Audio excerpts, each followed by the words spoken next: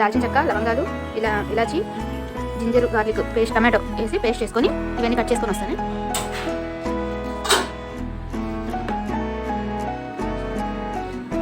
ఈ టైప్లో కట్ చేసుకోవాలి.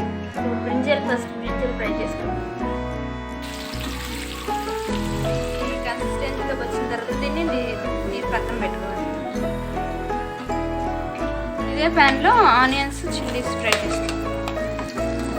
ఈ పేస్ట్ చేసుకున్నాం కదా మనం, టమాటో, జింజర్,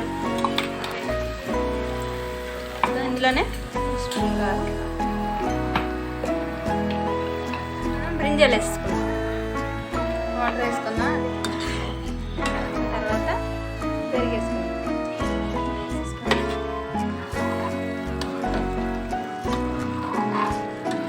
కలిపిన తర్వాత 2 minutes అలా వదిలేదు.